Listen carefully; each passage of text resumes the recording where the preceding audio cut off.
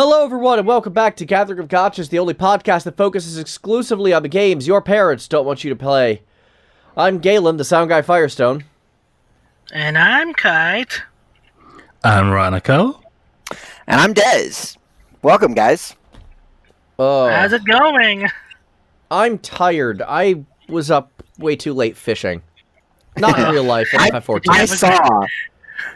Well, I needed to dry off from my shower, and I was on this massive, ocean fishing and leveling kick. At this rate, it looks like Fisher is actually going to be my first level 80 in FF14, which is... sure. Nice one.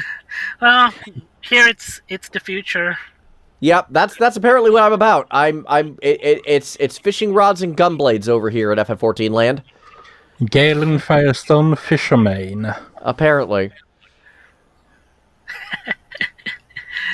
Hope you had fun catching some rare goodies out there. I did. I got so close to the shark mount. Oh, man. Yeah, I just missed it by a hair just because we didn't get that last spectral current in the third round of ocean fishing. If you don't play FF14, what I said just sounded like absolute crap. But the short version is there is a very hard-to-get rideable shark mount, a flying shark mount, and I want one, and it's hard to get, and I almost had it last night. But it's an RNG raid mess. There's an actual fishing raid in this game. I love it. I haven't even taken the fisher job here. And I'm at 1,000 days subscribed.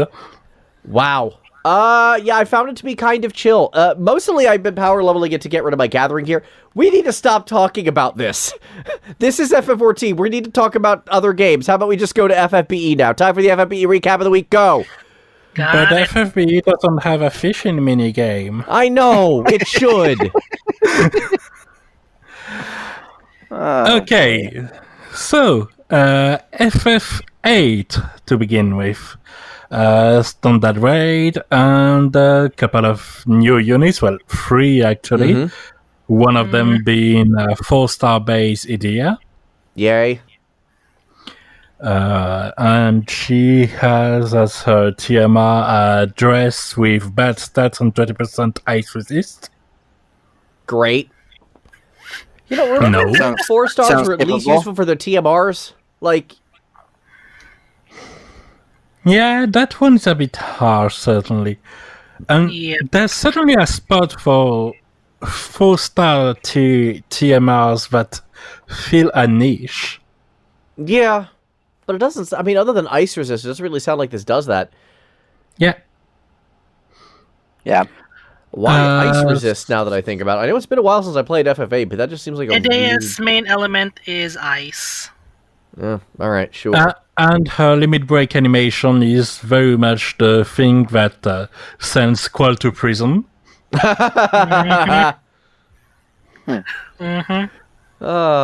that's a fun time. That's something I know because the summon screen with the basic animations for the character is decidedly pretty cool. It is pretty cool. Now, let's move on to Irvine or Irvine. How is Irvine? Irvine is a finisher, which is kind of valued these days because of Dark Visions. He is, however, not the absolute best, meaning that, he isn't exactly somebody to chase after. His TMR is 144 non-elemental 200 gun with 30% LB damage. So it's basically a bad version of Jake's STMR. Okay.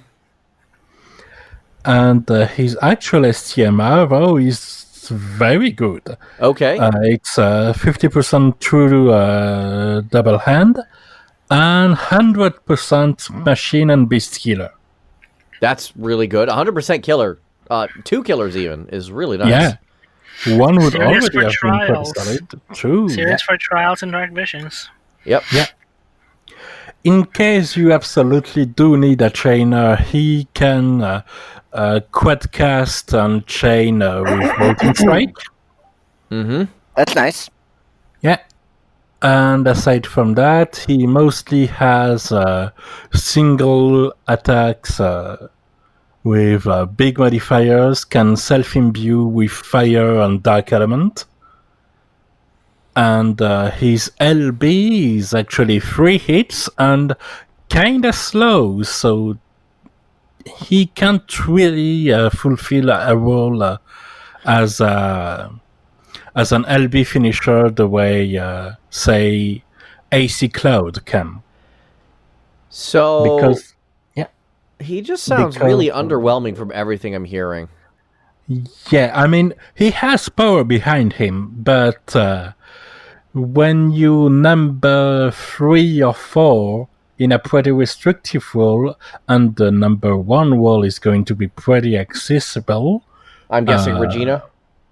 No, actually, I was still talking about Advent Children Cloud. Oh, never mind. Okay.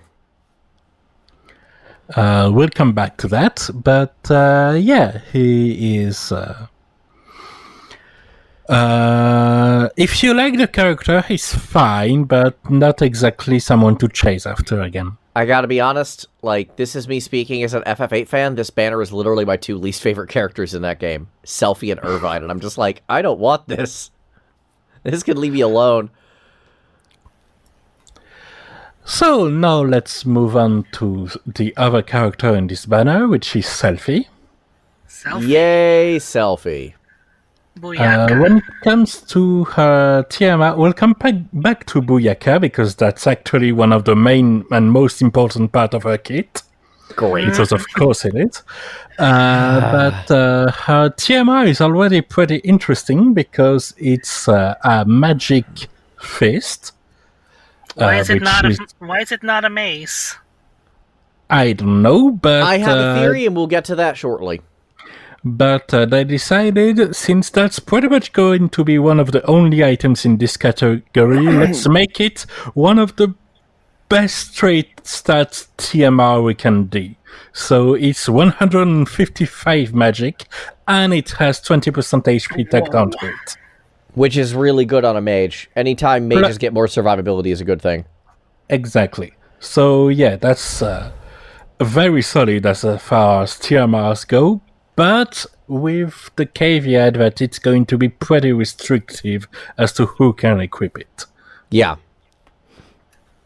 Dark Spirit Soul can. Malphase, I don't think. Yeah, but Malphase is hybrid, that. so yeah, no. She has more stats by equipping her own TMR. Yeah. Oh, right. So Dark Spirit Soul it is, because for some reason he can equip Knuckles. Or, Selphie herself. Mm-hmm. Yeah. Especially given that her STMR is 50% magic through dual wield and the ability to equip 2 weapons and 50% flat magic. And if you have a face, that's 30% more flat magic. That is incredible. Yeah. It's a huge upgrade. That is a gigantic STMR. Yeah, especially because it means that if you have it, pretty much you have no reason to go for a true double hand mage build ever again. Yep. Which is... I mean, the mage meta is already at this point pretty much 95% of the time, so... Well, she seals the deal, very much so. Yeah. Well, I mean, the thing is, comparatively speaking, the mages don't have the same drawbacks and same changes between double hand and dual wield. For mages, it's just how much magic can you squeeze out of this thing. Exactly. Physical, you have the whole, like, accuracy and modifiers conversation, and it becomes a whole thing. Mages don't have any of that. They're just, like, raw magic stats, so whatever squeezes the most out of it. Yeah, which a lot of time is wearing a couple of sticks. Yep.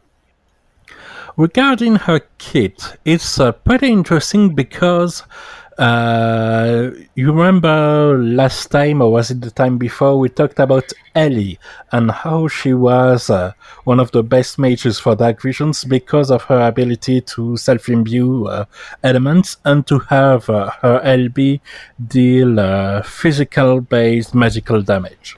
Right. Mm-hmm.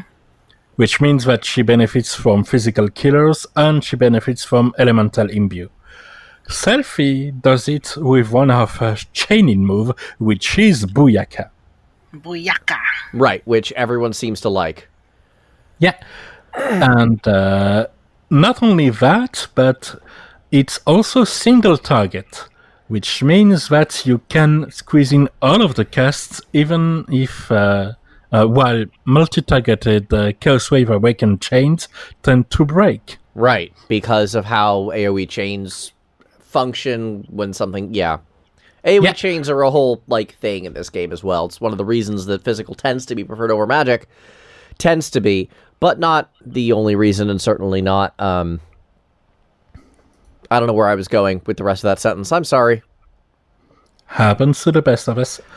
I'm tired. So yeah, overall it's kind of like Vanny before her and some of the Esper units before her. It's pretty much a set of units that is very much Dark Visions oriented. And she's pretty good at that, honestly. She can self-imbue water and earth, and of course can be externally imbued, and she has also some very solid utility, like the ability to immunize all of your allies for from all status ailments for 4 turns, or some small heals, some healing, also, I mean, either individually or in regen. She has res, she has LB field gauge support. Selphie sounds really good. Why is she this good? It's Selphie. Why it's almost like the skills that she has on her limit break in the main game. I mean, that's fair. Nope. Nope. The skills on her limit breaks do have a dedicated mechanic, actually. She has the ability once every 8 turns to use a slot, which means that she unlocks 2 skills at random. What's interesting, though, is that first, it's not a matter of unlocking the skills for 1 turn, but unlocking them for 1 use, similar to how Lilizet works.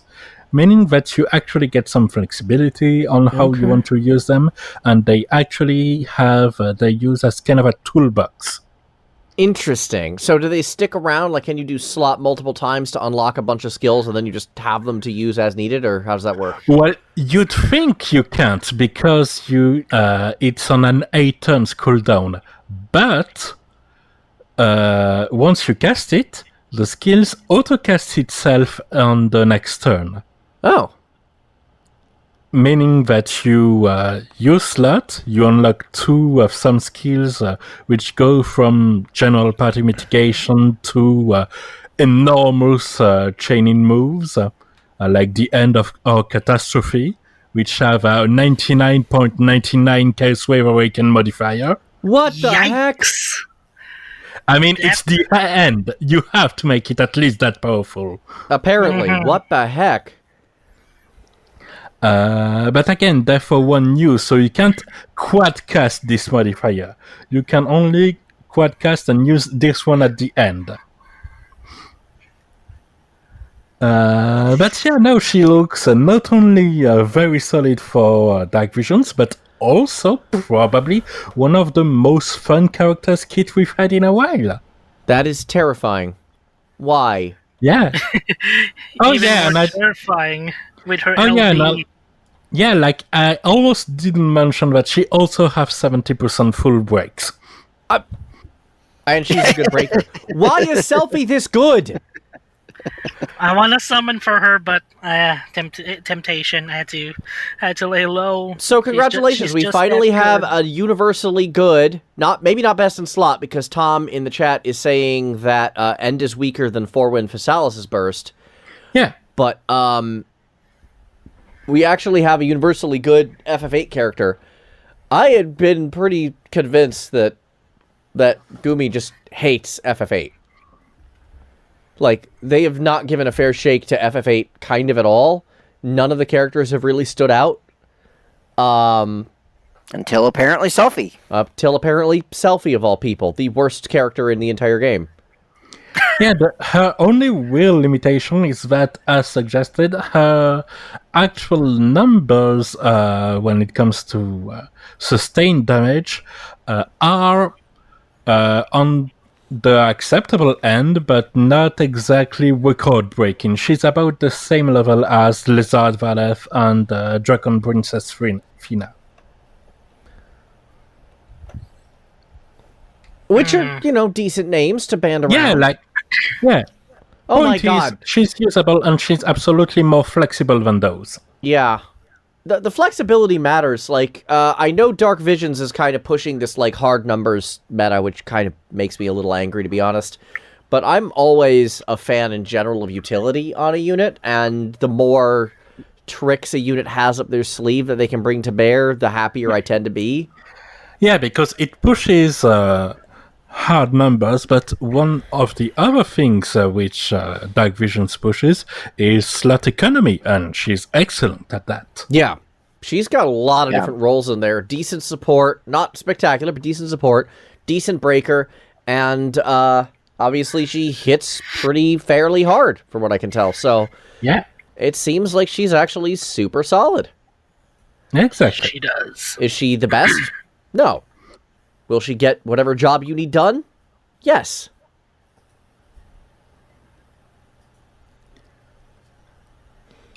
And as I've said, her kit isn't only flexible and usable, it also looks like it's really fun.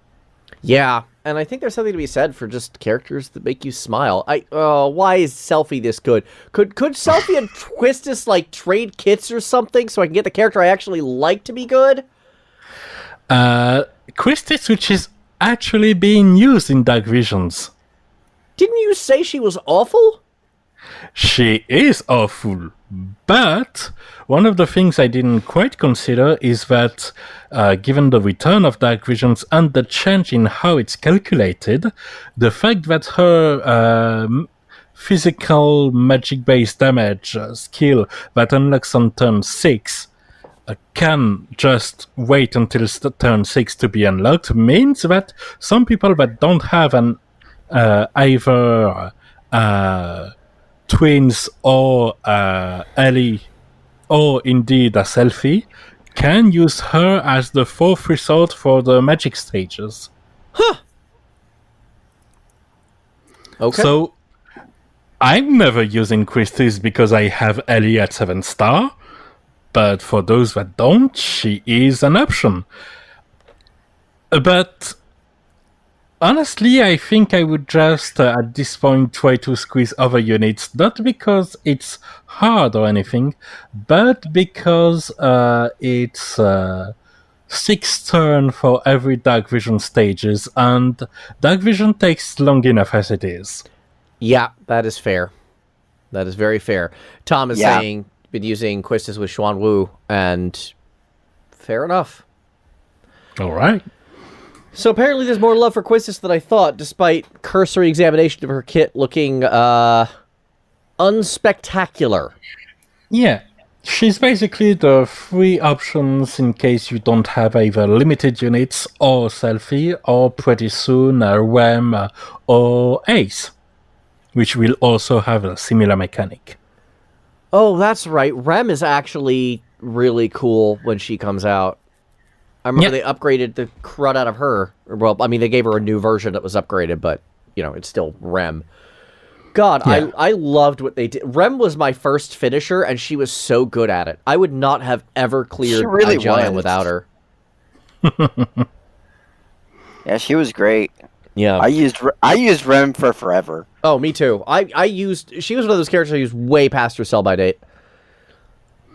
Oh, I get it. I just liked her out of the gate, even when no one else did, and then they buffed her for global and completely changed her paradigm, and she became one of my favorites, like, instantly. And she had so much utility, too. Yeah. Being heals and also, like, a bunch of different, like, kinds of magic and all that. Yeah. I'm looking forward to the new Rem. I hope they give her a version of Dagger Boomerang, because, that's kind of her thing. Yeah, I imagine they would, one way or another. Like, that would be a perfect magic-based physical skill. Yeah. Well, I mean, I think that was... Rem is the only 2017 unit I don't have. Oh, I am so sorry. I really just liked her, and I liked her because of Dagger Boomerang, and I liked her because of her powerful healing, and I liked her just... Again, she's one of those, like, slot-efficient characters who could do a whole bunch of different things. I'd love to see that repeat itself with new Rem when she comes out, which apparently is supposed to be soon, assuming we pay attention to JP's schedule. In reality, who the heck knows? Yeah. But for now, let's return back to talk about Dark Visions, because Please. Dark Visions 3 is already upon us. And apparently it's a mess, from what I've been hearing. Because the scoring system is stupid. Let's say you got a perfect score, or at least a very high score, and then you got a grade of... Please, to clarify, because that statement was confusing. Please. The scoring system wasn't stupid. The scoring system was bugged. Yep, it's bugged. Yeah, that's a different than stupid. Stupid implies... That's very different. Yeah. Yes. Scoring system being stupid means you don't like how it's scored. Scoring system means bugged means that, oh, hey, the mistake was made. We now need to fix it. Let's talk about that. That's a bigger story. Yeah.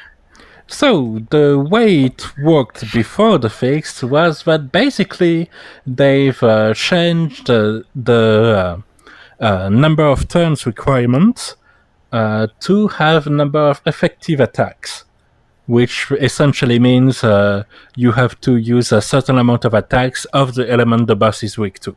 Right. 6, I believe, is the maximum score. The problem was that they didn't remove completely the scoring part of the number of turns, meaning that on a stage that was worth 80,000 points total, if you did it perfectly and on turn 1, you scored 100,000 points out of 80,000. Which overflowed and translated to a C grade. Wow. Yeah. So we had a message right away, because that was immediately noticed, and moved on to day 2 as we had a message that assured us, don't worry, it's purely visual, it won't affect the rankings, continue doing these Dark Visions. Then day 2 came, and after about a few hours, I think, there was like, oh, actually, it's really affecting the rankings very much, so we are suspending Dark Visions right away, and we're going to fix that. Oops. Yeah. Boy. That's just a big old pile of oops right there. Yeah, so they have entered full panic mode. The best joke out of it was from, I believe, Shadow, who said that given that it's also the 4th anniversary, the best birthday present Gumi gave us was the ability to not play Dark Visions. Fair enough. Oh my god. Oh my word. Yeah, but it actually was fixed. It came back, and most importantly, everyone's ranking was fixed appropriately, and there was apparently no problem with that. Great. So those that cleared stages didn't have to re-clear them. That's about as best as you can offer. Yeah, that justifies entirely suspending the things for one day if you have a clean solution. Yeah, they fixed it. They fixed everyone's rankings. They didn't make everyone redo it. Like I honestly don't see any better way they could have handled it under the circumstances. So thumbs up there. Also, they've extended the event period to compensate for the days taken off. Of course, right. I mean, this all sounds good. The early mistakes sounded like it was a complete mess, but clean fix, good communication, excellent. That's what we want. Yeah. Yeah, absolutely. God, remember when Honestly, we used to Gumi's just... been... Yeah. Yeah. Gumi's been a lot better about, communication and fixing things than they used to be. Oh, yeah. After that one kind of big snafu they had a while back. What was that, last year? A couple years ago. Yeah, a year and a half, 2 years ago. I don't remember exactly. But basically, they've really stepped up their game on communication. And, fixing things properly and all of that. So Yeah, thumbs up. very much so. It's been Also- a long time since I last played FFBE, and this was that whole thing was old news when I stopped playing it. So Yeah.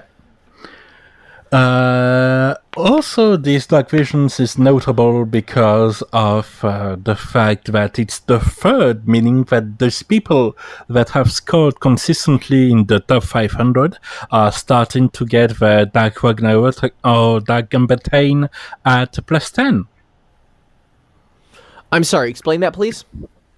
Right, so the main reward of Dark Visions is the Dark Matter, which you can get used to get the recipes and then the base materials and then enhance either the Dark Ragnarok, which is a sword, or the Dark Gunbantain, which is a rod, all the way to 10 stars, which at this point make them become by far the best object of their type in the game. Oh, With, nice.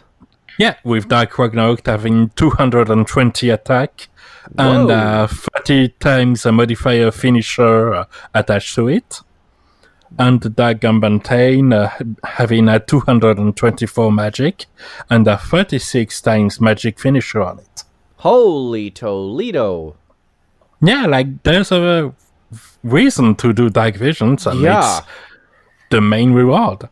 That makes sense. Those Yeah, are huge. Sounds Yeah, like and the fact they're starting to become attainable for some people is pretty notable, I think, because it also means that we'll start to see them in trials and the like. Yeah. Friends list, I assume, is going to start getting populated with these pretty soon. Yeah. Very much so.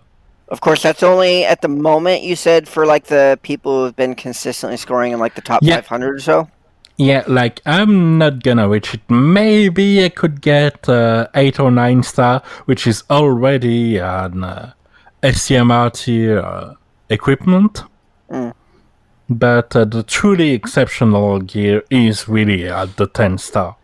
Right.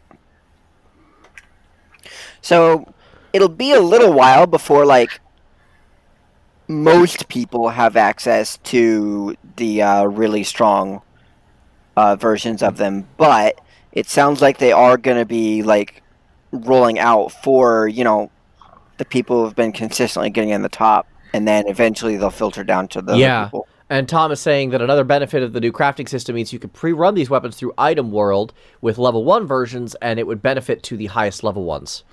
Exactly, That which is- is the same system that's being applied to the exclusive weapon for the SP units. Yeah, I remember we did talk about that. Yeah, and that's the same system, which is why I've been running every now and then my 1-star 30 magic Dark Gambataine.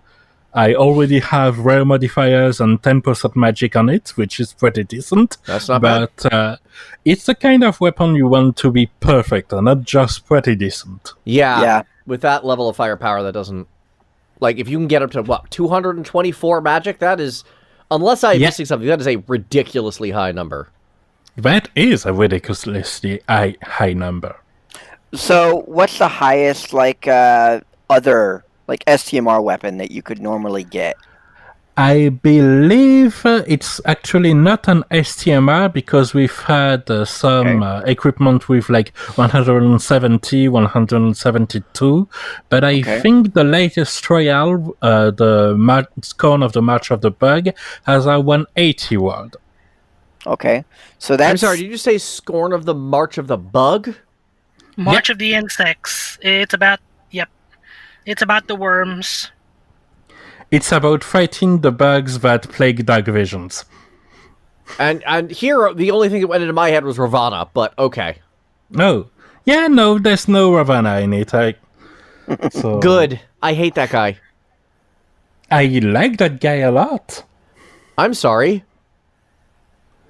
I mean, he's antagonistic, and but there's some class in the way he just challenges, squares off against He's just his other legitimately my character. least favorite Heavensward Trial. Like, his music is my least favorite. I think the mechanics are the least interesting. I love this opera stuff. Oh, I don't know. It doesn't do. Blood trickling down to Helen. I hate. Actually, I have an alternate version of this song. I should have you listen at some point. But And this is I neither will if here we nor ever there. actually get our music podcast off the ground. Yep. I still need to recruit. Like, that's the thing I haven't had a chance to do, is actually find that fourth person. Yeah, it's definitely not an easy task. No. So, moving on from Dark Vision, since that's pretty much covers, and I don't really have any insight on the bosses themselves, since I haven't really fought any yet. I've waited for this whole situation to be resolved, and now that it sounds only like it is. happened yesterday as time of recording. Mm-hmm. And I'm enjoying the additional delay on the event. Anyway, in the other things that happened, we have a certain character that gained a 7th star. Wanna talk about it a little, Kite? Mm-hmm. So apparently a new chapter part has been released last week. And it's the second part of the Kingdom of Kalar in Season 3. And Blue Mage Fina finally gets her 7th star alongside the short story quest that you need to do in order to get her unit prism. For the people who haven't done Season 3 yet, you need to unlock or clear the first world, which is Wallstock, in order for the short story to appear. But you don't need the latest chapter for that. Yep. Which is You don't need nice. the latest chapter. Because this short story is based on the events after what has happened in that first world. And So- then you get Blue Mage Fina with your CG animation. Mm-hmm. She finally gets her CG. She's Oh. the only unit. She's the only unit that is a regular unit at first, and her 7-star awakening becomes a CG. Space says FGO has the saber face, FFBE has the Fina face, except for the fact that all of the Finas are actually still Fina. So it's not really like they're just copying her. They're all just her, just different stages of her life. Also, I'm pretty sure there are more Rain characters than Finas. It's pretty close, but... Oh, yeah, no. It Yeah. wouldn't be if you count, No, it wouldn't be if you count Axstar, because he's got a bunch of alternates now, too. Yeah. No, I think Rain And I'm definitely counting beats them. Fina in that regard. Yeah. So, her limit burst first. From single target, healing, and self buffs becomes AoE. You see her animation transforming herself into an almost traditional blue mage appearance. With the mask and everything.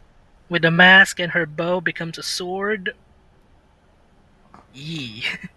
It's one of my favorite CGLB so far because of the appearance change, and apparently there is a trend with these CG characters for Season 3.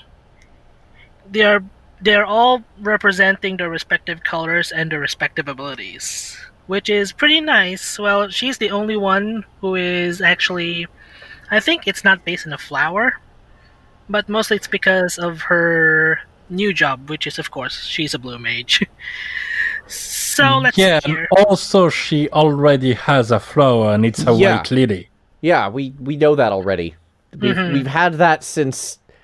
Well, we've had that basically since Dark Fina first appeared, but then we also, obviously... Also, we have the first CG Fina, who was also excellent for a very long time. She Indeed. still is. Okay, so let's see here for Blue Mage Fina's kit here. She doesn't have any trust abilities. Because she doesn't have Her any 7-star. trust master. She doesn't have Yep. Trust Master Award, of course. So she got some high HP defense and spirit passives, and some LB Gauge fill every turn. Okay. And looking at her cooldown abilities, the first one is Soul Burst, which cannot be used until turn 4. It has a 70% Spirit Break to all enemies, while also increasing 200% spirit for 3 turns for all allies. The other one here is Total Peace, which can be used at turn 1. It fully restores and it's actually HP useful? It fully restores HP and MP and also provides 100% wind, light, and dark resistance for 5 turns. That's 100% resistance. Yeah, that's really solid. And overall, between her LB, one of her other skills coming up, and this cooldown, she sounds like a very good MP battery at the very least. Mm-hmm. And it's also easy to fill because she only needs like 32 burst stones, and her fill rate is rather nice, 100%, plus other abilities that you can put on with, like LB fill rate abilities, items, or maybe some of her old items as a CG unit from her old variations, which I'm still using until now. One of the good part for Blue Mage Fina's new blue magic was the one from the Colère chapter. The blue magic spell Mobilize. It boosts 30% LB damage for 3 turns to all allies. Yeah, we like that kind of buff, and it's not all that current, so having it on a free unit literally everyone can have at any time, non-limited, that's pretty good.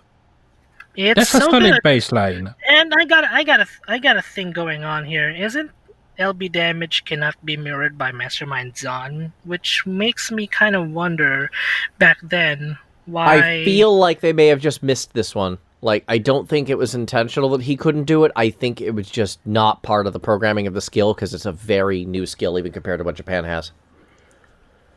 I feel like they're going to patch that at some point to include that on his list.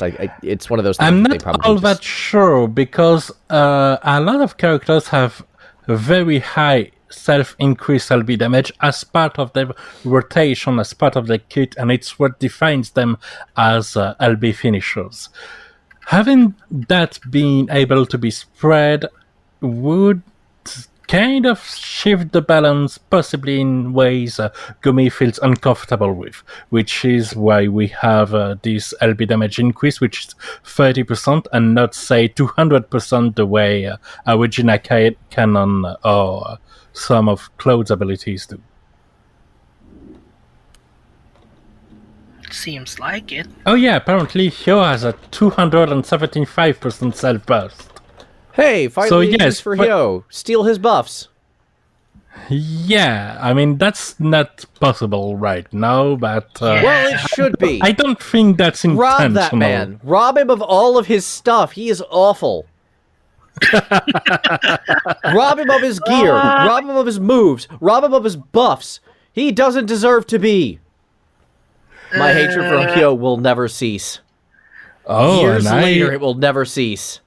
Yeah. Even though Season 2 in general doesn't exist anymore, and we're now on a new chapter. Don't care. I hate Hyo.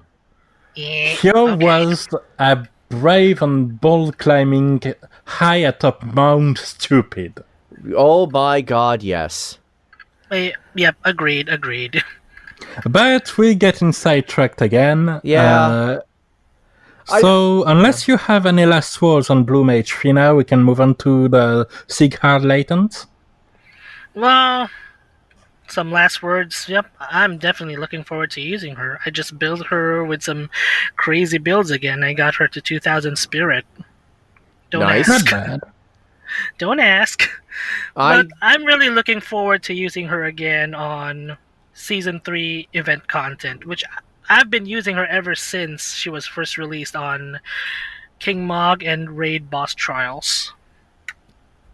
She has to be there, of course, except for one part where she doesn't exist, which is during the Advent Children event. It was run by King Rain and King Loswell. Ew. Yeah. Anyway, okay, let's go on to Sieghard's latent abilities. Shouldn't take long, they're terrible. That bad, huh? I mean, he has a taunt that's also an Earth Resist, and that's also Mitigation, and that's also Charm. But all of these are during 3 turns, and it's on a 5 turns cooldown, so no full uptime there. Yep, that's and if terrible. there's something you like on tanks, is buff with full uptime. Yeah.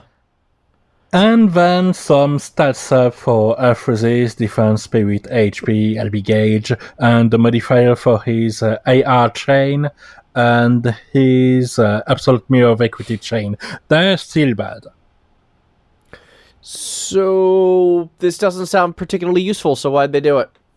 I have no idea. Okay. Sieghard, he has bulk, but there's better option these days. Yeah. So yeah, on top of that, as Tom mentions it in the chat, these latents that have happened in JP2 are the bad version. Normally, it doesn't have the mitigation buff on top of the rest. So let me get this right. He got buffed, he got global exclusive buffed, and none of these buffs actually matter. Yeah, if Sieghard is on your only physical tank, it's nice. Yeah. But, it's better than not getting buffed at all, obviously. But, yeah, I kind of feel like there's... Yeah. Yeah, there's a barrier where you're better off taking a tank that's better at having a full evade build, even if it's not actually intended as a tank. Yeah. And I think Sieghard is right under the threshold where you're tempted to go for a tank that actually tanks damage. While, say, not Sacred Shield, but Radiant Aegis Charlotte is right above that line. Isn't it hollowed? Who cares? Charlotte Holy Alexander. Protection. Yeah. All of her names are like that. Charlotte's just tank and we love her. Yeah. All there is to it. Now then, we've had a video as well, commenting on the 4th anniversary. Okay. Because, finally, we have news on that. It comes really late compared to the other one because a lot of it was delayed due to COVID-19. Which makes sense. Obviously, this thing is everywhere and pretty insane. Very much so. And so there's been delays, including in the way the anniversary will work. So instead of being a 1 month long celebration, it's going to be pretty much split into 3 months, which is why we shouldn't expect much in the way of fancy new stuff right away.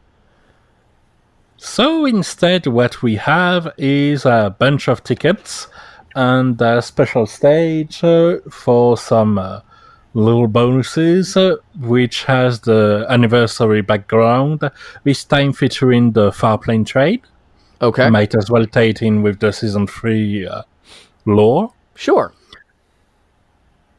And right now we have the first phase of the tickets, which are 10 pools, not 10 plus 1, but 10 pools. Okay. Which have basically the current banner rates and the current units, without any further, especially restrictive selection. So that's just 33 units, for some 33 blue units. 30, the way it's done is that basically if you joined 4 years ago, you have 4 of these tickets and you'll have 4 of the next 2 waves of tickets. If you joined 3 years ago, you have 3 of them, 2 years ago 2 of them, and if you raise onto the game, you have 1 of them. So, if I were still playing, I and others in the Magitech Terra Club would actually have the maximum amount of these tickets. Yeah. Okay. You also have right now already a special stage that gets you a FFBE equipment exchange ticket every day. Interesting. You have to say hello to a cactuars and then it explodes in joy. Similar to how some of the golden bombs do. And each of these tickets can be traded for a special exchange shop, which lets you get some of the temporary items from past events. Oh, okay. Mm-hmm. And just note here that the items that are only available in exchange are all FFBE series-related King Mog events, story events, or raids. So not like meaning that not like the Thunderhammer from FF4? Yeah, or most relevantly, not like the Moogle charm for the FF15 event. Yeah. Got it. Which is an integral part of passive provoke builds. I don't think the FanFesta exclusive items are also not a part of it, if I can remember. Yeah, but you have some good stuff, like Asterisk is a 125 Latin sword, which is pretty nice for at the start, and still kind of usable. Did they ever get an STMR level asterisk? I always wondered if that was going to be a thing, and it never seemed to. Nope, but hey, maybe with the eventual special ultra fancy Esther, given that she came second in the popularity poll. But that yeah, was just you also always get something I thought was missing. Like, I feel like we needed an STMR grade asterisk at some point, and we just never got it. Yeah, part of it probably because Bahamut tier already fulfilled that role. Yeah, I guess, but that was also limited. I don't know. Yeah. So among the most usable items, we have the concealing cloth for the high cheese strats. Right. The Chocobo armor is a 50% wind resist light armor, so that can be useful. Sure. There's some Crimson Clothes with 30% fire and ice resist. That came in handy a couple of times. And most relevantly for me... I was about to ask if you got this back. The K-Producer jacket is back. There you go. Well, that's... So you did lost your K-Producer's jacket, didn't you? Don't care, can get one, it's all I want. And it's not like you need two of them. Yeah, so you got it back. Congratulations. Welcome back. Nice. Yeah, so it's interesting because the tickets reward those that have been in the game for a long, long time. And these stages allow people to get some important pieces of free kind of toolbox items that they have missed if they came into the game recently. I kind of love that. I've got to be honest. That's really cool. Absolutely. The fact that there's a little bit for them and a little bit for those, it's perfectly the right spirit as far as I'm concerned. I completely agree. Okay. So that's our first thing. We have no new banner yet, but they said that was probably forthcoming. Yeah, I mean, it's kind of linked to the collaboration event that's coming, but we'll get to that when we get there. Yep. Especially given that we already know that the units, which will be Stern, Mount for free, Ketone, and the Return of Gilgamesh, will be unchanged from the JP version. Okay. And aside from that, so I've mentioned there's 4 tickets that have already happened right now. Okay, so the way it works is that we'll have 3 waves of tickets. Okay. One every week. We already had the first one. And these tickets are on a different select pool of 5-star base characters. So right now, the first pool we have is mostly CG protagonist, from Awakened Warrior of Light all the way to Noctis, including Sarah. We also have Ifrit Rain, Shiva Laswells, Alexander Charlotte, King Rain, CG Dark Fina, King Glasswell, and Elena, strangely enough. Sure. And so these are the units you can get from your free tickets. And there's also a bundle for like 25 euros in the shop that lets you have a select tickets where you can just pick one of those units. It's interesting because 2 of them are very recent. I mean, several of them are very recent because you can basically get at your leisure Ifrit Rain or an Shiva Laswell or a Sarah, which just came out. Yeah. Or Cloud that's still topping the charts because it's not CG Cloud, it's Advent Children Cloud. Isn't Evan Children Cloud CG? Yeah, he is. But wasn't there a CG Cloud before him? Before him? I don't think so. Nope. Okay, my brain farted on this one. So yeah. So yeah, the cloud we have is the Advent Children one, which is still very much relevant. Yeah. I mean, that's really good. Yeah.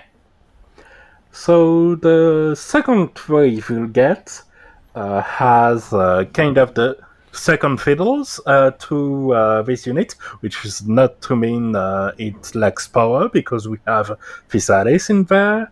4 wins Physalis, that is. We have Azura Axta, we have Odin Reagan, we have Advent Children Tifa, Edel. We have Cloud again for some reason. AC Cloud or? Yeah, AC Cloud again. They just really like AC Cloud. Then again, it's like the remake just came out, so that doesn't really surprise me they're pushing that. Also, there's Mastermind Zong in this pool. I mean, considering how much we talk about him and how incredible his utility is, that's not surprising. I very much don't regret having USC'd him to get him to 7-star. And the third pool, which is perhaps the most interesting one, is only... No, it's mostly limited unit and only global exclusive unit. Ooh. Global original unit. So we have Levinson, Lucas, Carton, Godria, the twins, Emperor Fu, Kaito, Tsukiko, Elena again, Morgana, Esper, Sylvie, Mastermind Zone again, Myra, Circe, and the Circe and the 4 other design contests, so Malfazi, Beryl, Quayla, Elis Paris, and Rivera. Okay. So, wow. So literally just the global exclusives holiday units plus limiteds. Yeah. Mm-hmm. That's really cool. Not The all limiteds the world, from but... last year's Halloween until Lunar New Year. Yeah, like for instance, we don't have Tiana in there. Yeah, it's just this last year. It's not the year before. Tom is saying he's debating getting that Cecil for 25. I've always been a proponent of just here buy a unit banners. I've always liked not banners, sorry, bundles. I've always liked that. It just knocks that out. I remember when right around when I stopped playing, one of my favorite things was they were releasing like old units for $5 or whatever, and I was able to get a 7-star Barbaricia for $5, and I was able to get someone's STMR for $5, and I'm just like, this is good. This is a good thing. I like this. Yeah, they've done it a couple of times. I think it was much more than $5 though. It was probably a $20 bundle, or 25. I remember like when they were doing the old unit one, it was very cheap. I was I'm thinking about the CG Jake one too, or maybe that was just gems actually. But yeah, point is just getting the best tank in the game, the best magic tank in the game anyway, is pretty good. I mean, literally, they're like, here, spend some money and we'll do a thing. Do use your free tickets first, of course. Oh, yeah. But once you're done with that, don't hesitate too much to get that first unit. Pretty much. And speaking of bundles, we also have the return of an Omniprism bundle. We always like those. Always appreciated. Yeah, those are never bad. Like it. It's still the same and it's still good. At this point, I have 3 Omniprisms and still haven't used any. So I'll Nice. probably refrain from the next one, but Yeah. yeah, I have Yeah, used you have my a decent surplus. yeah. I have used my Omniprisms on my 2 limited units, which I've been Very fast. saving for a long time. Yeah. They're still good for really good emergency purposes that you wanted a limited unit so badly. You don't want to put a bother, get a dupe. I'll probably pull the trigger and get AIKT's STMR. I mean, that's a good one of STMR. Yeah. And never use the unit. And speaking of STMR, we have again the 11 summon banner. Okay. 11 rainbow summon, that is. But also, on top of that, there's a 100% STMR Moogle. So that's a great deal made greater. Yeah, that's not a bad thing at all. I don't know why anyone would argue with this. Yeah, so as far as the anniversary event go, we're pretty much in the phase of here, have some good deal, have some good stuff. This all sounds pretty fair to me. Yeah, that's a solid start, and sure, it's a bit less lively than the last years with only collab units we're getting next week instead of fancy new regional or fancy new dungeons or the like, but we know what. We know why it is that, and yeah, that's fair. And we could be getting those fancy units and fancy dungeons a couple months down the line as they make this thing happen. Yeah. And they've communicated about that for the reasons and how it will turn out. So, and anyone, good start for the anniversary. Yeah, no, I'm very accepting of this.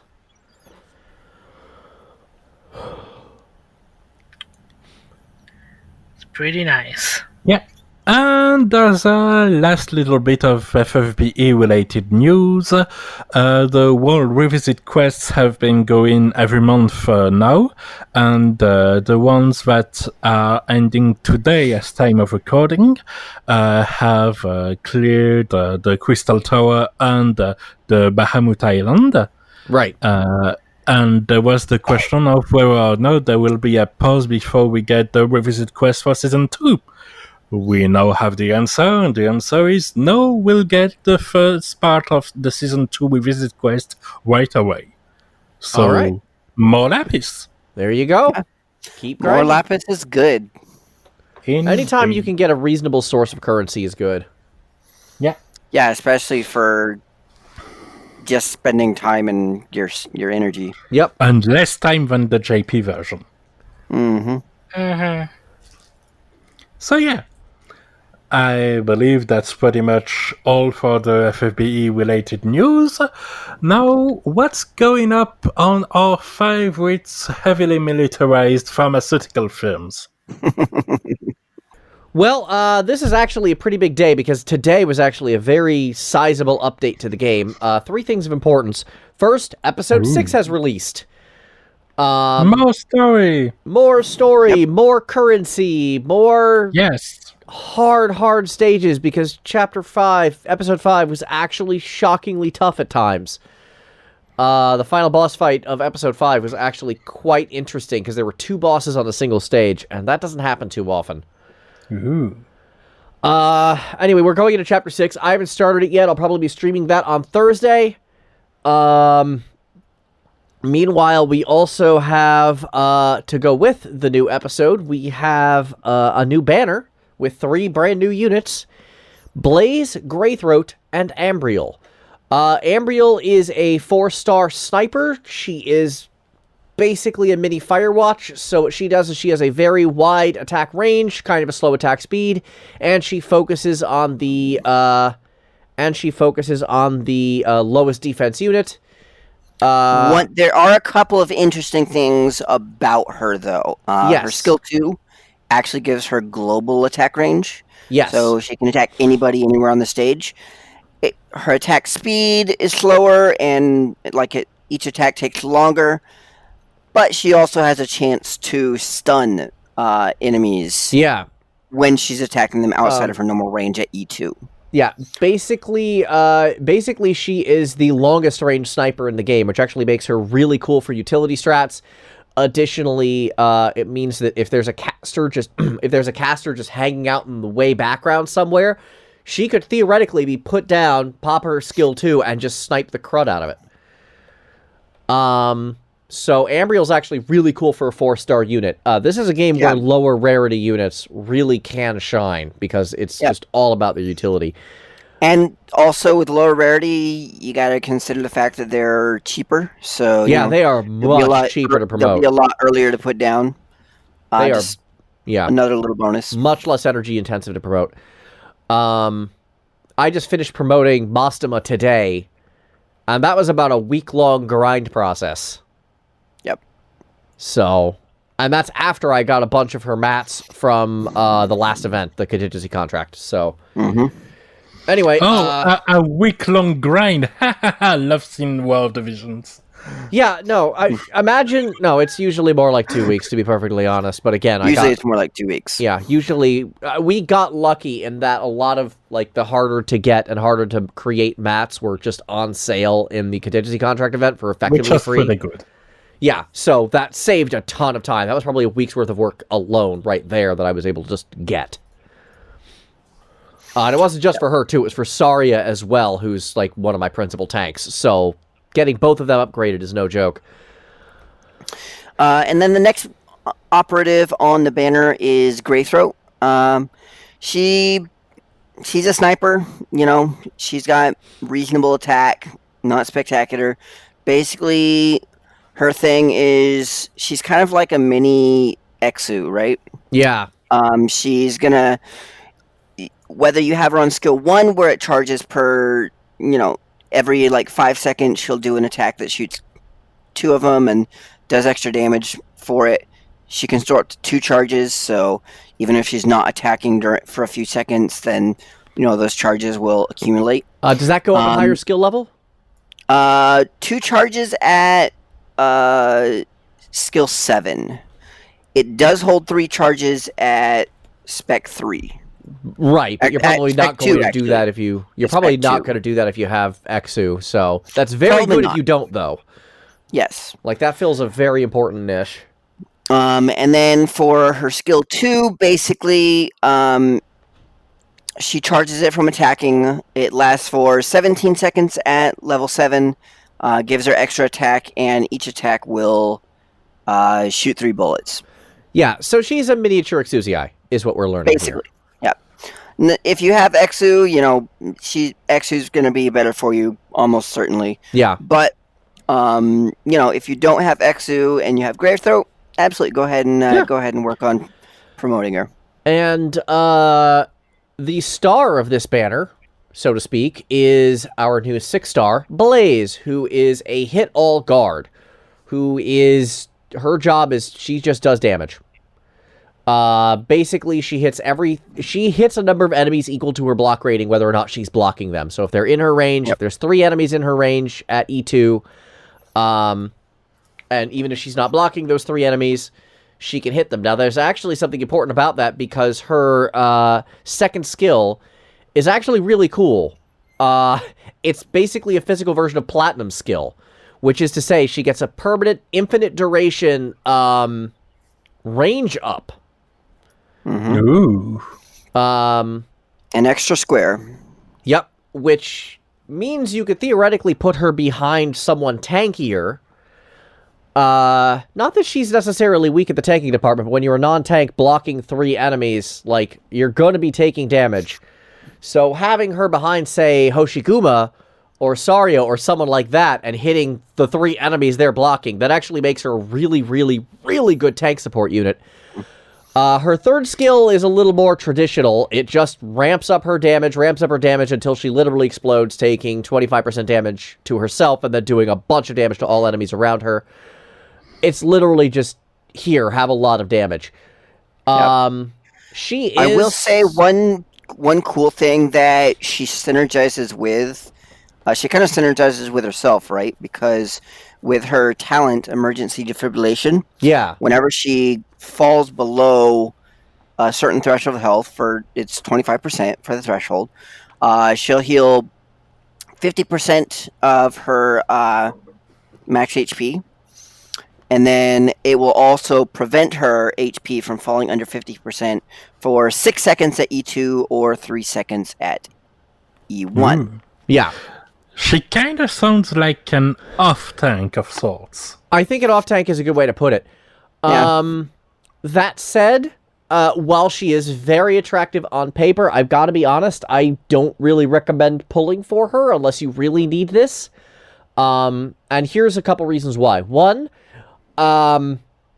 if you're a starting player, you get a character named Savage who basically does this job but not as well. Obviously, Savage is only 5 stars. You can't increase her potential at this time, though they did finally fix that in the first anniversary in China.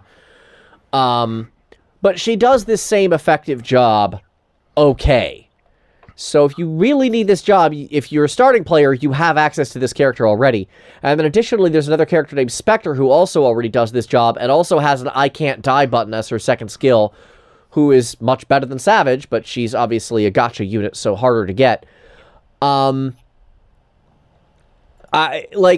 Yes, Blaze is very, very good. If you want her, go for her. But here's the thing. Later this month, we know from the data mine, we're getting Neon. One, our first limited unit, which is terrifying in and of itself. And secondly, our 6-star mage armor, which is to say every time... She also is a block 3 because she's literally a tank. And every time she gets hit, she does half of her... on her skill, I think it's 2. Every time she gets hit, she does half of her attack in magic damage as a counterattack. Okay. Cool. So that sounds very good. Oh, yeah, no, it is awesome how good she is. So because she's coming later this month, I highly, highly, highly recommend that you save your resources for her. If you really need physical attack power from Blaze, if you really need the hit all guard type, there's ways to get it, but I don't know. I just think Neon is going to be the better investment, and she's like 2 weeks away at most. Blaze is going to be in the pool permanently as well. Yeah. So there's no that's guarantee another thing to consider. Yeah, there's no guarantee she won't come up on the shop either. I think I've seen Asia follow once on the shop and couldn't afford her at the time. But I feel like non-starting units are occasionally available on the Distinction shop, so if you've been playing for a while, you could probably just buy her. Blaze is really powerful if you get her. I do not recommend pulling heavily. Because, again, her mission profile isn't a unique one, as good as she is, and there's this other unit coming out who is awesome. That said, if you like the unit, go ahead, I just wanted to give my little game's all about, yeah, no, absolutely. The game's all about having fun, so yes. If, if you like Blaze's look or like what she does, absolutely. But just be aware that there is a limited time unit coming very soon. I mean, heck, there's nothing wrong with her look. She's an angry cat girl with a chainsaw. I'm sure that's going to appeal to a lot of people. Fair. A very big chainsaw. A very big chainsaw. That's strong points right there. Yeah. Although, to be perfectly honest, for me, if I was just pulling based on looks, I would have Schwarz and Scotty on my want list and not Helliger, who's a dude. A cool dude, but still. A very cool dude. He is one beastly Birdman. But, yeah, Helliger is by far and away the top of my want list right now. Other than Neon, who's coming out in a couple weeks, who would be absolutely excellent for a tank-heavy strat like the one I tend to pull. Oh, yeah, the other thing about Neon that's so good, she buffs other tanks. Which is okay, it's not like Hoshiguma and Saria aren't already massively used characters on my roster anyway. Embrace the 10 tanks meta. I'm embracing the tank meta, believe me. Having 3 tanks on a team, especially since one of them is also a heal tank, is pretty good. And also having a consistent source of melee arts damage is really nice. But why have 3 tanks when you could have 10? Could I field 10 tanks? Neural. I don't have Liskarm. Maybe could. That would be a lot of tanks. That would be a lot of tanks. Gummy, I could do. Korra, I might have 10. I might be able to field 10 tanks. I've got I have, yeah, I'm pretty sure you do have 10, but, like... Yeah, but it's I bad. only have 11. No, never mind, I have more than that. You're gonna have 10 tanks. Okay. But... Well, if you count the 3 stars, I definitely will, but there Yeah. aren't many circumstances to put on a 3-star tank. And then there's also the 2-star tank, but, you know. Oh, right, he exists. Yep. That's a terrifying thought. Here, have a guy who has no skills. Literally. But, anyway, so that's the units on the banner, and, you know. It's a pretty good banner if you want it, but we got Neon coming up, guys. Seriously, she's way better and way scarier to get. Because, I would again, say she fills a very different mission profile, right? So it's a very different mission profile. It does depend on what you need. In our case, we don't necessarily need her. Maybe you do. So yeah, just keep in mind there is a limited unit coming up. Blaze is good. Blaze is good. She'll do good work for you, and if you get her, congratulations, and she'll serve you well. Absolutely. I personally will not be pulling for her very hard. I already did my banner pulls earlier. I finally got Skyfire because I needed another AoE mage, didn't I? I am overloaded on AoE mages. I have so much AoE mage power. I need single target bad. Anyway. So yeah, that's the banner. Next thing, we have some costumes. Some cool ones. We have the Christmas outfits. Interesting. We have a Christmas outfit for Schwarz and winter clothing for Permanix and Silver Ash, and then we have flat-out workout gear for F-Eater. Hang on a second. Christmas costume for summer season? Yeah, they just have been more or less following the Chinese schedule, so we're about 6 months ahead of them. And, Behind. Or behind them, excuse me. We're about 6 months behind them, so they've been just keeping to that schedule. So we got Halloween not too long ago as well. Maybe they'll come back for when these dates actually come around in the US, but for now, yeah, we have Christmas in July, literally. Except not literally, because it's still June until tomorrow. Anyway. I mean, it'll be July when this comes out. So. It'll probably be July when this comes out. For those of you listening live, not so much. Anyway, I've been looking forward to the F-Eater one because, frankly, martial arts in a Qipao is just not something that really works. Qipao? You would know how to pronounce that better. Qipao. Yeah, you would know how to pronounce that better than me. I'm a white boy. I don't pronounce that very well. I'd like to be respectful, but I don't Well, speak having lived in Chinese. China, I could actually speak to that. Which is why I asked you.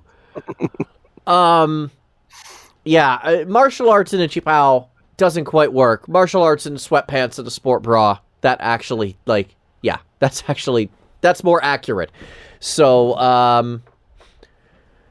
I like that costume a lot. I actually like Silver Ash's. It's slick. If you like him as a person, it's good. Schwarz's looks ridiculous. Schwarz's costume is, no. And then Permanix's, blue's a pretty good color on her. That's all I gotta say. Anyway, that's it. New costumes, new banner, I think we covered everything. I believe so. Oh, one last thing. We are also getting this event where every stage you clear will give you, has a chance of giving you either a 10 sanity potion, which is nice, free energy, or a chest with random promotion mats in there, random crafting mats. Nice. So that's literally any stage. I've been doing that on, I'm sorry, I don't know if it's Annihilations, but I've been doing it on, the money thing, because I had to finish boss mode this morning. Yep. God, we take 2 is 3 expensive. mats, including the grindstone that I just got. Hooray. I still haven't run out of grindstones from the very first event in the game. That's how many that gave me. Yeah. Grani's event was so lucrative. So the thing you have to grind the least is the grindstones. Yup. At the moment, yes. Ironic. It is kind of ironic, yeah. And that is it for Arknights. There's some good stuff there, but we're trying to power through because we are low on time. What is going on in the world of War of the Visions? Well, the shared world between FFBE and War of the Visions, the FFBE, well, the Exvius Universe, according to a new shared community manager between the two games, Justin. Okay.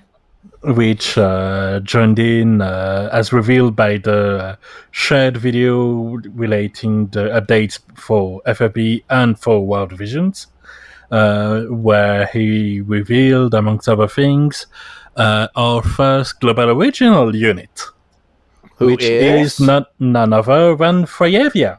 Welcome back. At this point, I'm convinced we're going to get a CG Fryevia at some point. I hope so. And I'm surprised she wasn't ranking higher on the popularity poll. Me too, but... Yeah. I suppose the timing was a bit odd on that front, but CG or not, here in 3D and on her artwork, she looks absolutely stunning. Yeah. Nice.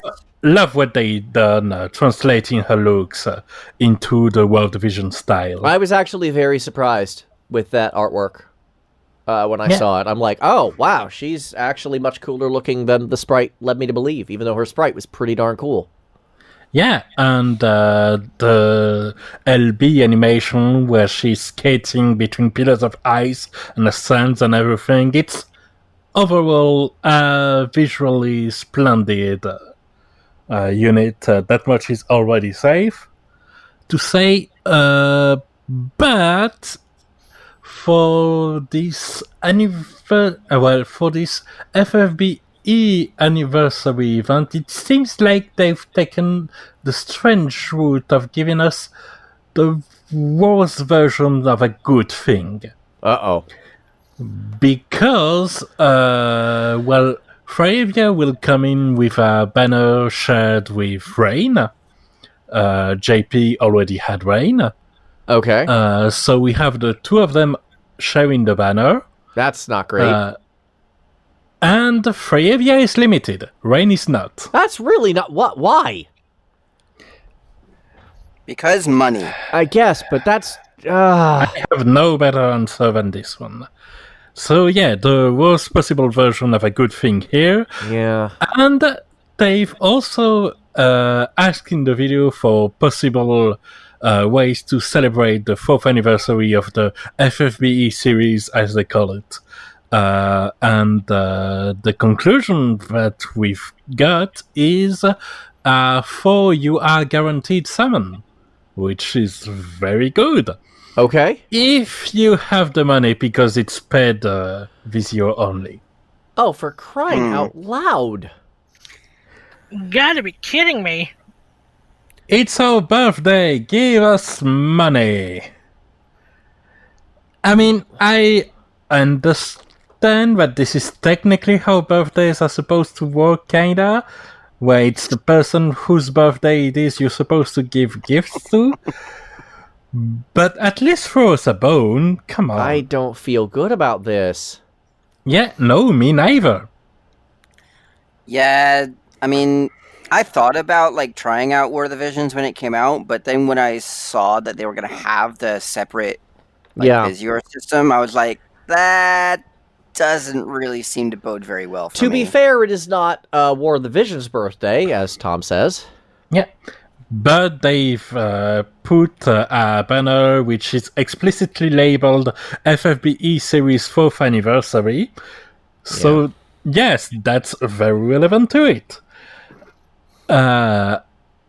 Overall, and it's clearly a missed occasion, because so far we have this whole global is a different game from JP thing, and the reason this was a joke at the expense of FFBE when it was originally said was because the global exclusive enhancements weren't worth the problems the global version had.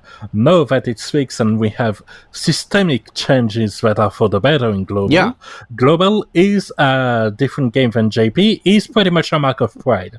It is, and it's a better one than JP, I might add.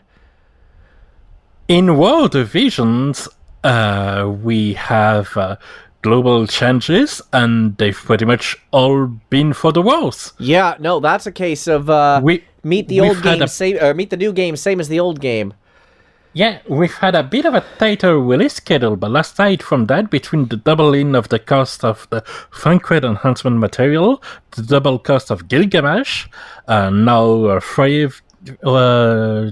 Fryevia was the perfect occasion to turn this around and say, here's the global version of World Vision. It does have some better things that the other version doesn't have. And instead they double down.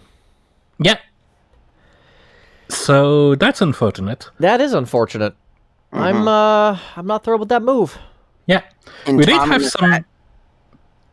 have some interesting content this week, however. Okay.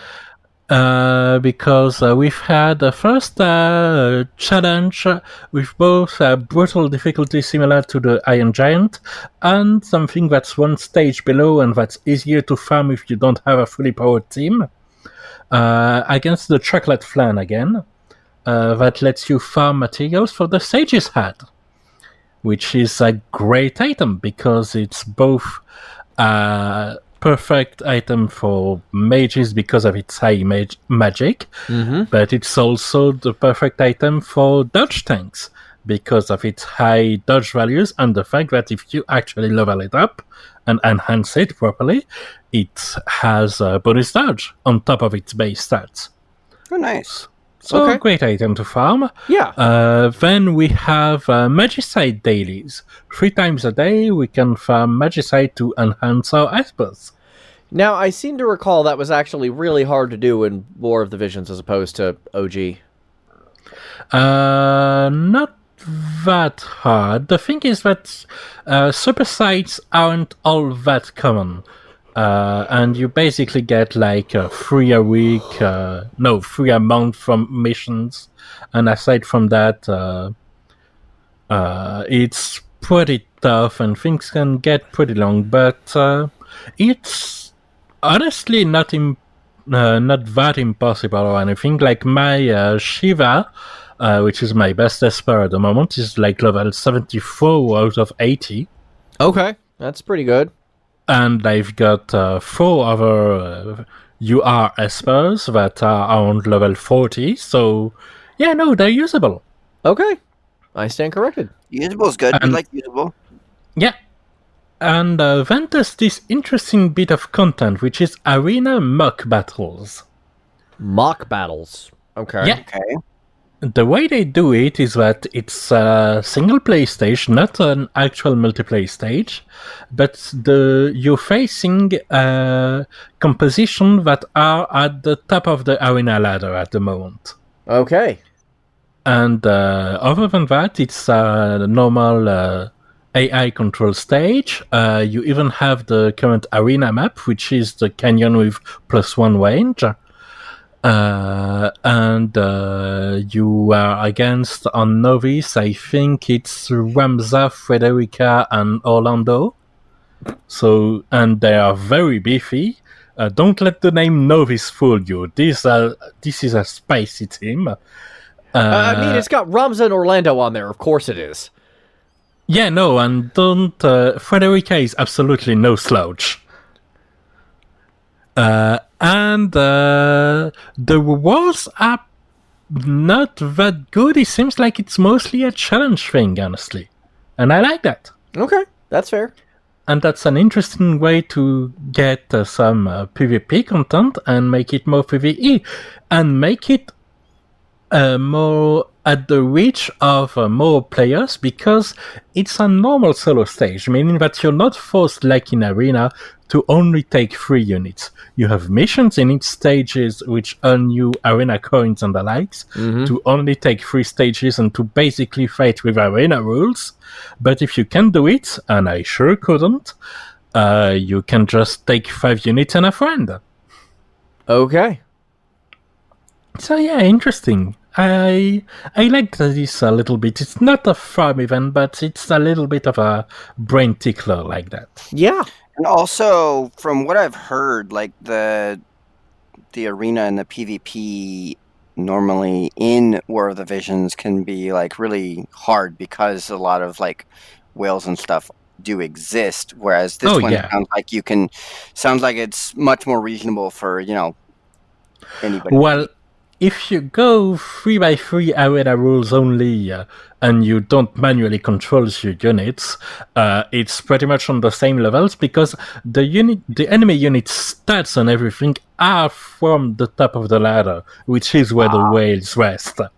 So no, you have a fully equipped team, and you have to get an advantage one way or another. Fun. Yeah. And I didn't maybe emphasize that enough, but the fact that compared to Arena, you can manually control your team makes it pretty interesting this way, too. Arena's auto? Yeah, Arena is auto only. And trust me, that's for the better. There's another PvP mode where it's 3 versus 3, and it's manually controlled on both parties, and it is miserable. Okay. Slow. And I've went in there asking, why don't I do that every day? Then I've learned the pay of a single tank, a ranged unit, and a time mage that lets the ranged unit double shot, and then they just wait on the corner of the arena for one of the units to combat and just two-shot it instantly. And that's the current meta. It's miserable. Yeah, this really doesn't sound comfortable. Yeah. And so then we do have something to pull forward. I'm not sure why you would. Which is 2 vision cards, which are themed after Mobius Final Fantasy. Oh, Mobius, rest in peace. Yeah, today's their last day. It's a collab that happened in JP, and we have it as well as the game closes. Great. Which is definitely kind of weird. I mean, it's okay for the memory to live on, I guess, but it also is like, the timing could have been better, because it's not like you're going to be able to cross-promote with Mobius, because Mobius is done for. Yeah, that's definitely not a cross-promotion thing. Like, you literally can't throw money at Mobius anymore. Yeah. And it's not like the items are even that good. Like, the MR vision card is free. You get one automatically, and you have a mission to enhance it a little with materials that are provided. Okay. As for the UR one, I mean, it provides agility, which is nice because more agility means more actions. Right. But there's other permanent vision cards that do that as well. And at the moment, if a vision card doesn't have an Esper attached to it, it's not really highly priced anyway. Okay.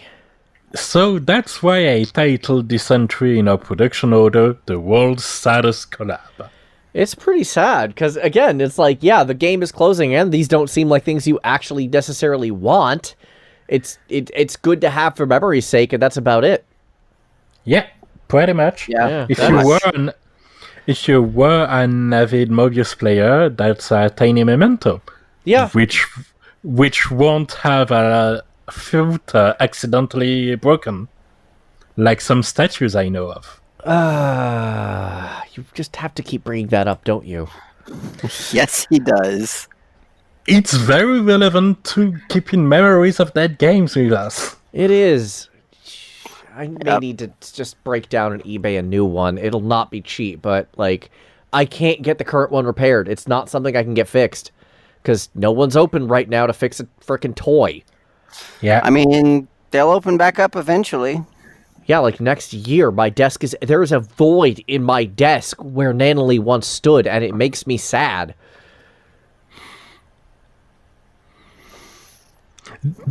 They could be worse. You could have, like, the way your icons on your smartphones are arranged, there could be the empty spot where the Aegis icon was. True, I guess. Though that was a browser game. That wasn't actually phone. I don't think I think I tried playing it on iPad, and it was just like, nah. Oh, okay. But Was yeah, it this that's iPad or the one before that? I think it was the one before that. I've had this iPad for less time than Igus has been gone. Tier. Anyway, this is totally off topic. If you're a Memento fan, I'm sorry. Memento? If you're a Mobius fan, I'm sorry, is what I was trying to say. And that's it for the World Division news this week. Okay, we are low on time. And Kite, we'll have more details on the Rain and Fryevia next week. correct. Kite, I am begging you, power through Dissidia. Hurry, hurry, hurry. Sure, of course. Well, anyway, I had talked about last week about the new chapter story, which includes Cloud of Darkness, and Kefka getting their new EX debut and EX Plus Awakening. Mm-hmm. And this week, we've got Offmao from Final Fantasy XI becoming a permanently recruitable character with her Lost Chapter alongside her EX debut. Funny fact about this one, I just heard about someone that did a 20 quest accidentally with Offmao instead of Alphino because their name look alike.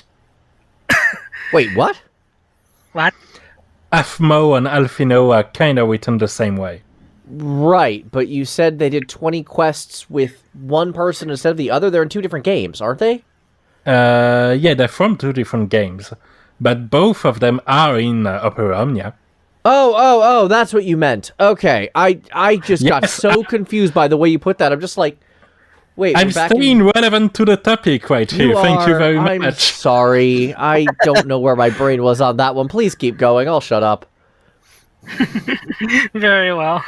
Okay, so Offmao got a nice rework here. So she is more of a mixed utility, mixed attacker, healer, support, battery character with her a EX. kitchen sink.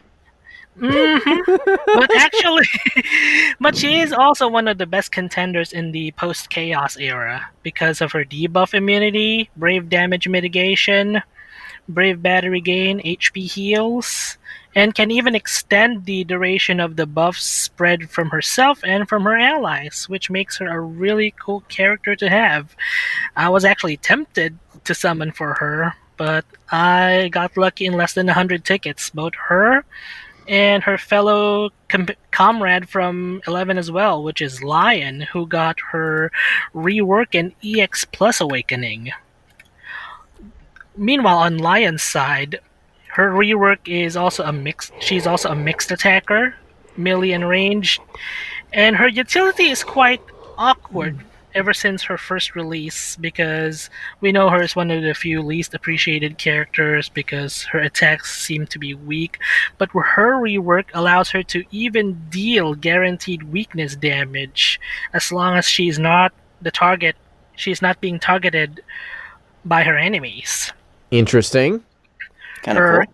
Her EX is Light Elemental melee attack, which not only recovers one use of sneak attack, but it will also dispels all enemies' buffs. Yeah, I was about to say, this sounds very roguish, and then you're like, and she has sneak attack. I'm like, that tracks. She's basically a stealth type character. She deals more damage as long as she's not being targeted by the enemy. Right. And all of her hits are guaranteed critical hit and weakness damage with overflow. Nice. She has debuffs with 60% defense, 25% max brave down, and with her EX plus realization at 1/3, it's a 6-turn rate down for that particular enemy. And because she's one of the cursed 6 in the game, she needs extremely rare artifacts to make her incredibly better. Cursed 6, explain that. The cursed 6 is based on these characters who have very low chances of getting great artifacts. These are Vivi, Aerith, Sarah from 13-2, Yuna, Lion, and Cater from Type 0. They're the most difficult characters to obtain perfect artifact passives. Because their unique passives are extremely rare, and get this, one of these abilities has a party-wide or enemy-wide aura buff or debuff, and the other is a charged passive, which allows them to permanently increase their usage of a particular skill by 1 use alongside other godly boosts. So what, do they have lower drop rates? They have lower appearance rates, and for them to be called as, if you want to have a perfect cursed artifact, you need to have these 2 cursed passives in one artifact. To clarify, is the fact that they're cursed characters a term that's actually used in the game, or is it a fan community designation? It's a fan community designation. I kind of thought so, because otherwise those characters didn't have a whole lot in common. Yeah. But good to know for sure. Okay. Mm-hmm. But if they have double, triple cursed, or something that is incredibly important to them, they become really good players in Cosmos, Chaos, or even Lefenia eras. So Lion is one of the cursed 6, and you need her to be incredibly better. So it sounds like to me that basically these are long-term projects, basically, that you want to. Yeah, they have an extremely difficult. Really good. Mm-hmm, they have an extremely difficult chance in getting better artifacts, which they have unique ones outside the standard characters. Okay. And Lion of them is one of the good examples of it. But she's now better, but it takes a lot of patience and effort. Trust me. We don't have a lot of patience right now. Let's move on. Yep. Mm-hmm. Yes, please. So, by later, let's say 5 hours from now, prior to this recording, starts the Summer Fiesta campaign. Summer Fiesta! What does that entail? So, it has daily coin forays, the daily Cactuar fights, of course, we hate that cactus, and, get this, free multi-summon banners for all the banners released this July. What? Free? Yep. Free is good. We like free. Free first multis. Free first multi-summons. Wow. And these will affect the banners that are going to be released this coming month, for those who are on the other side. And frankly, one of them is a returning limited time global first character.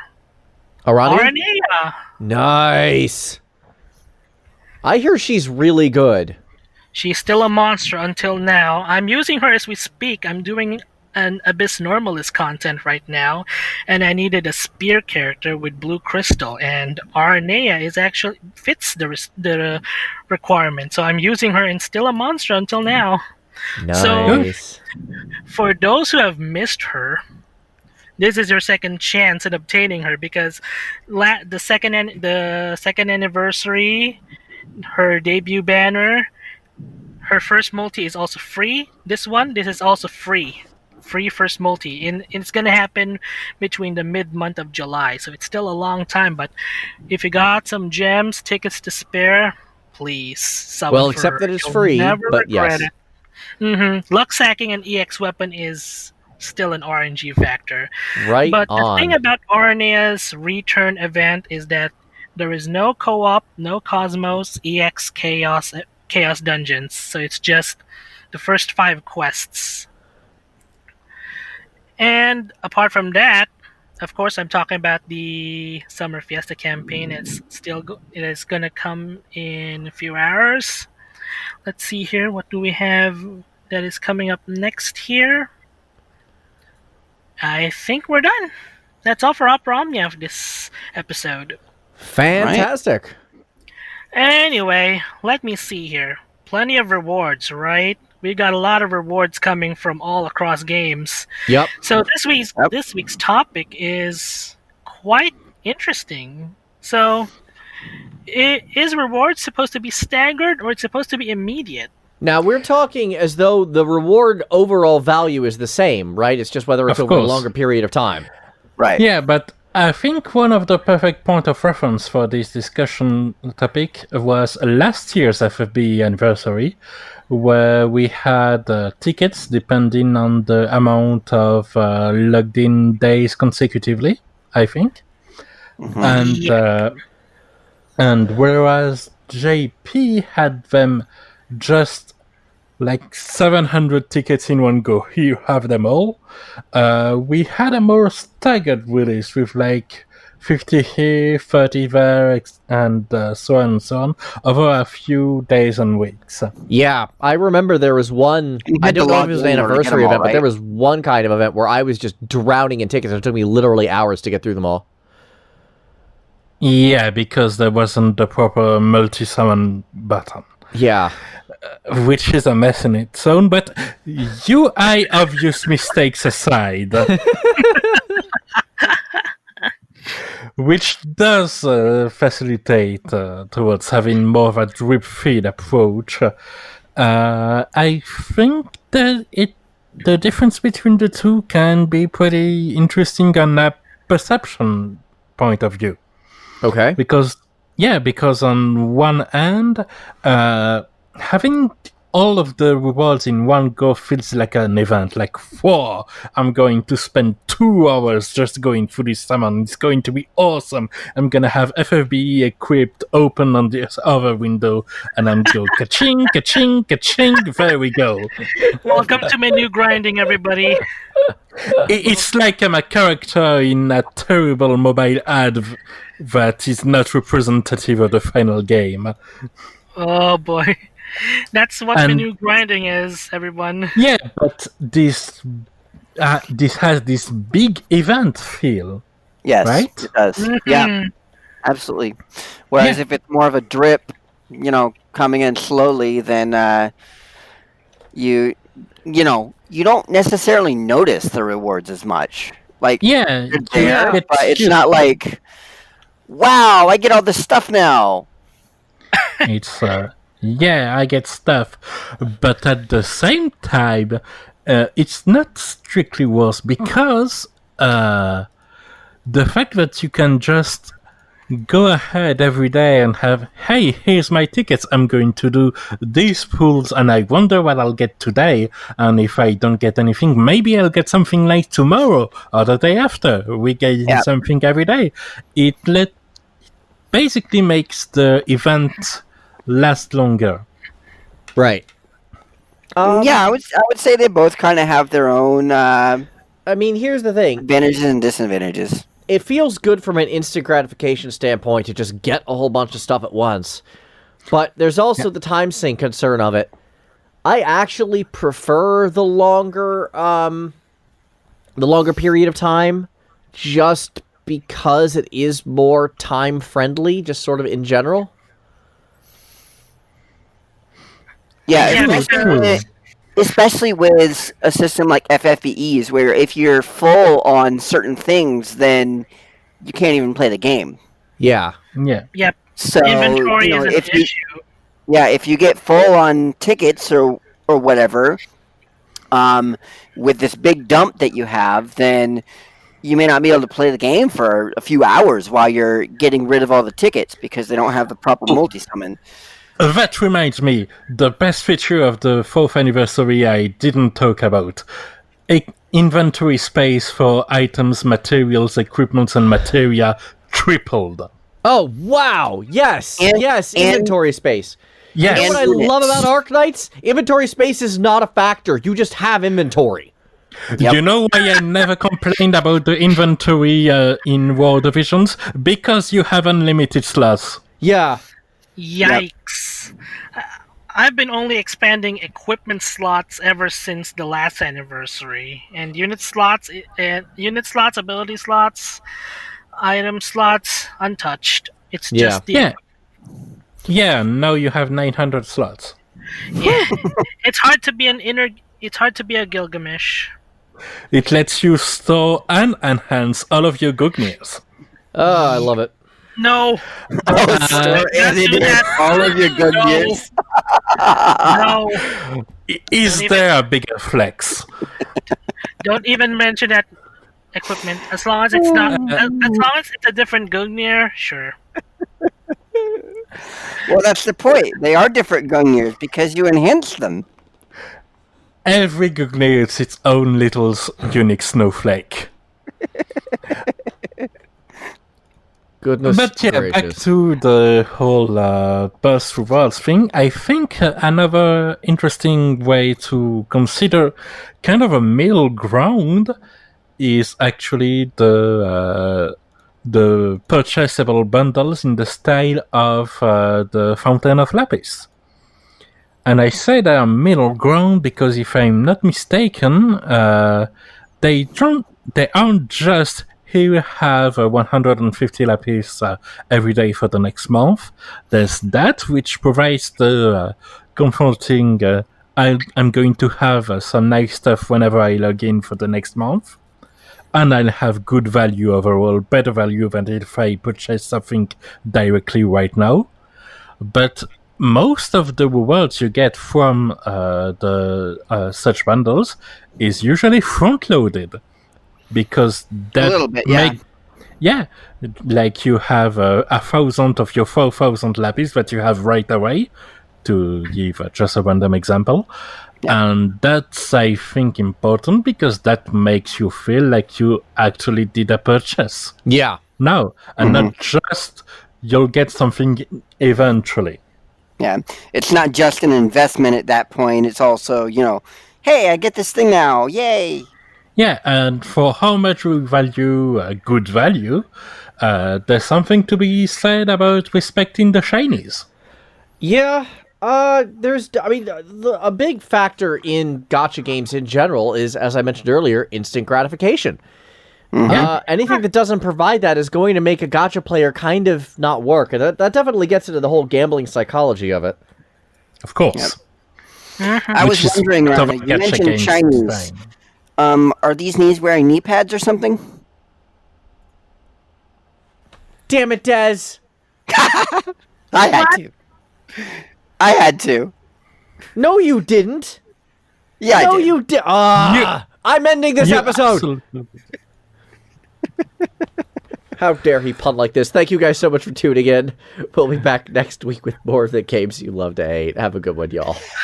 Bye. Welcome to Gathering of Gachas. Let's not gather anymore. Bye.